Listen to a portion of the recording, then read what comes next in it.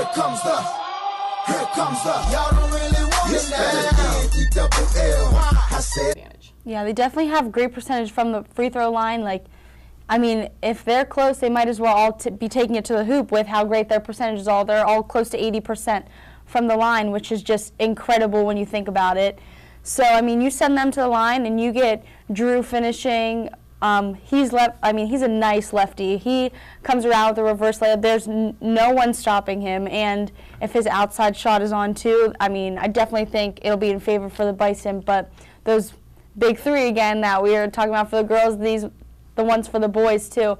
I think if they're coming together like the puzzle pieces they should, that they'll definitely pull out a win like they did last time. I definitely think Javonte, I mean, like he's like subtle, but he still is like so known on the court because he's just so smooth with everything he really does.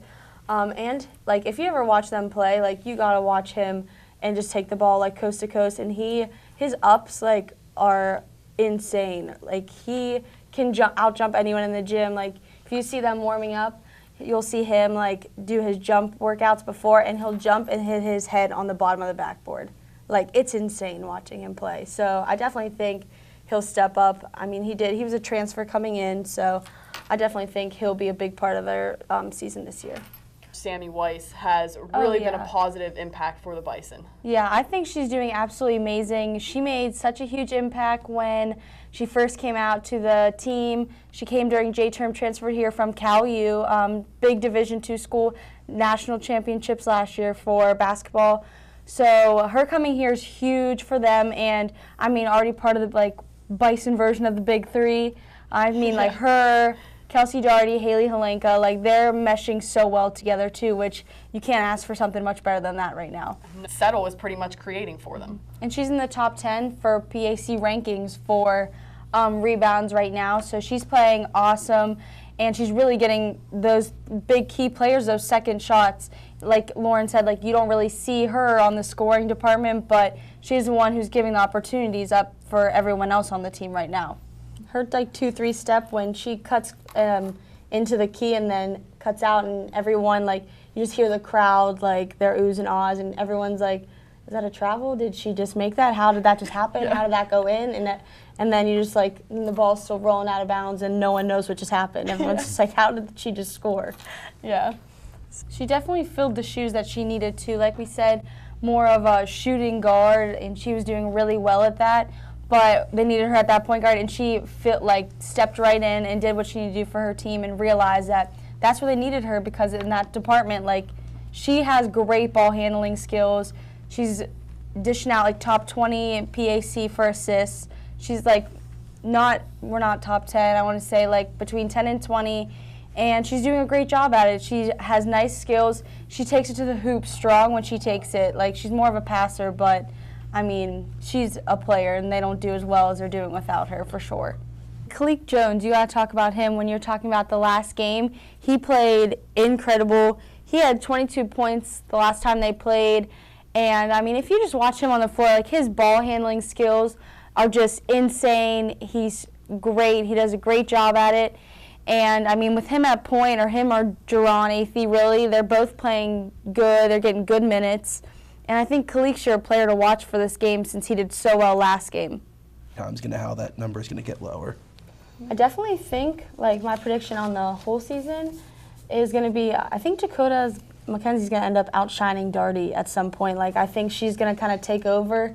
If she's having 8 points in 9 minutes off with 2 practices, like, I definitely think, like, both of them I don't know if they're going to end up being, like, super cohesive or how they're going to end up playing with each other, because you obviously want to see them in together. Like, you want to see Darty and Mackenzie in together, see how they play off each other.